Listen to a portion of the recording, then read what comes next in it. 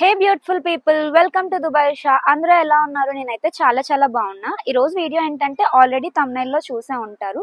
రమదాన్ టైంలో దుబాయ్లో ఎటువంటి రూల్స్ పాటించాలి అన్నది ఈ రోజు మన కాన్సెప్ట్. అయితే ఇక్కడ చాలా రూల్స్ ఉంటాయి, అవన్నీ తప్పకుండా అందరూ పాటించాలి. సో వీడియో అయితే స్కిప్ చేయకుండా ఫస్ట్ నుంచి లాస్ట్ వరకు చూసేయండి.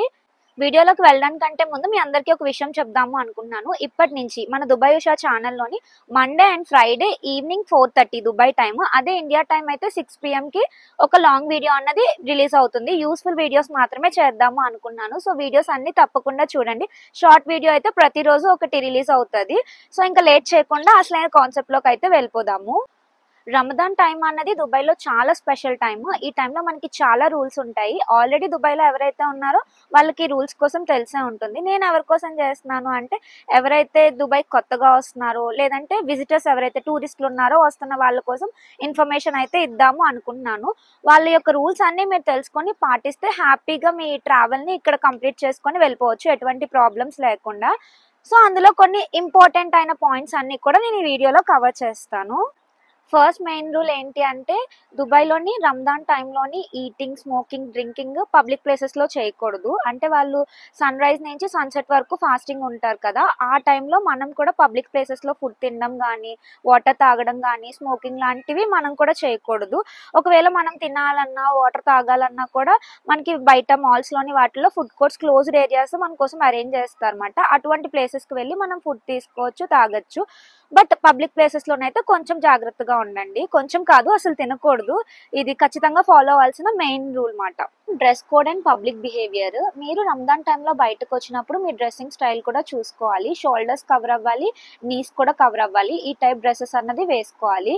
అండ్ అలానే పబ్లిక్ బిహేవియర్, మీరు బయటకు వచ్చినప్పుడు గట్టిగా అరవడము, పెద్ద మ్యూజిక్స్ ప్లే చేయడము, డాన్సులు వేయడము ఇలాంటివన్నీ చేయకూడదు.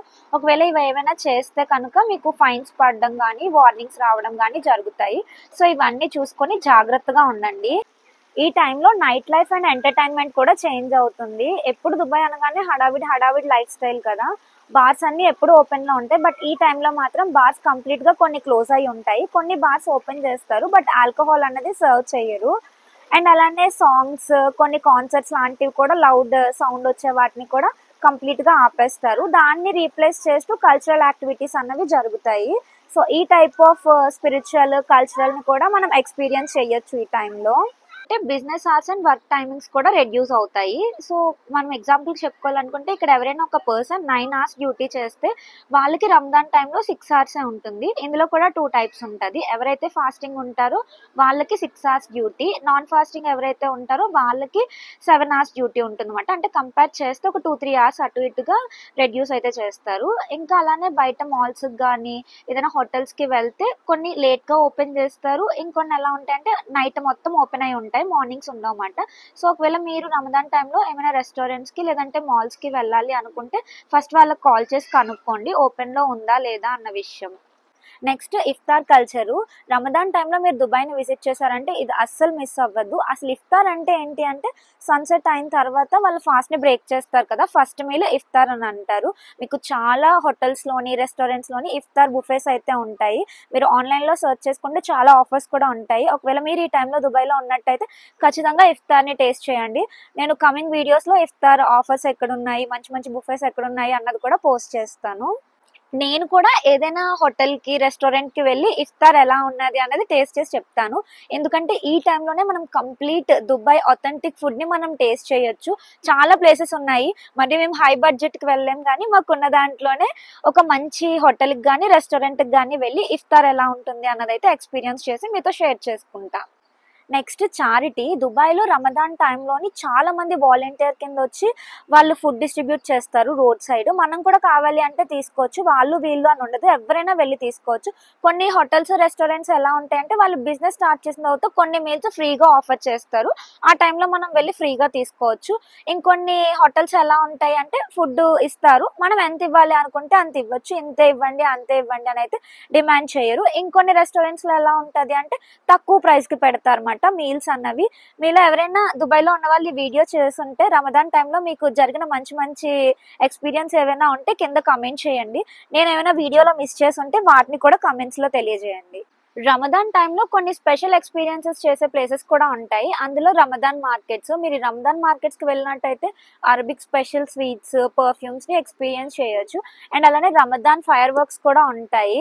ఇవి మనకి గ్లోబల్ విలేజ్‌లో జరుగుతాయి. జేబీఆర్ బీచ్‌లో జరుగుతాయి. ఈ ప్లేసెస్ కూడా ఎవరైతే టూరిస్టులు వచ్చారో కవర్ చేయడానికి చూడండి. ఎందుకంటే ఇక్కడ కల్చర్‌ని మనం ఎక్స్‌పీరియన్స్ చేస్తేనే ఏదైనా ప్లేస్‌కి వెళ్ళినప్పుడు కంప్లీట్ ట్రావెల్ ఫిల్ చేసినట్టు అవుతుంది కదా! ఎప్పుడు వెళ్ళే రొటీన్ ప్లేసెస్‌కి కాకుండా వీలైతే ఈ ప్లేసెస్‌ని కూడా కవర్ చేసేటట్టు చూడండి. సో ఇదేనండి రంజాన్ కోసము. వీడియో ఇప్పటి వరకు చూసినందుకు thank you so much. So ఎవరైతే టూరిస్టుల కింద వస్తున్నారో, కొత్తగా వస్తున్నారో వాళ్ళందరూ కూడా వాళ్ళ యొక్క కల్చర్‌ని ఈ టైంలోని రెస్పెక్ట్ చేసి ఇక్కడ ఉండే కొన్ని రూల్స్ అన్నీ కూడా తప్పకుండా పాటించండి. దానివల్ల మీరు ఎటువంటి ట్రబుల్స్ ఫేస్ చేయకుండా హ్యాపీగా మీ ట్రావెల్‌ని ఎండ్ చేయొచ్చు.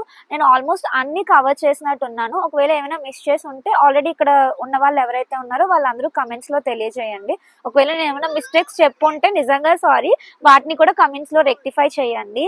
సో ఈ వీడియో అయితే ఇంతే. ఇప్పటి వరకు వీడియో చూసినందుకు thank you so much. Video like చేయండి, షేర్ చేయండి. ఎవరైతే దుబాయ్ మీ ఫ్రెండ్స్ రావాలి అనుకుంటున్నారో వాళ్ళకి వీడియో షేర్ చేసి చూసి ఈ రూల్స్ అన్ని కూడా ఫాలో అవ్వమని చెప్పండి. బాయ్. Thanks for watching.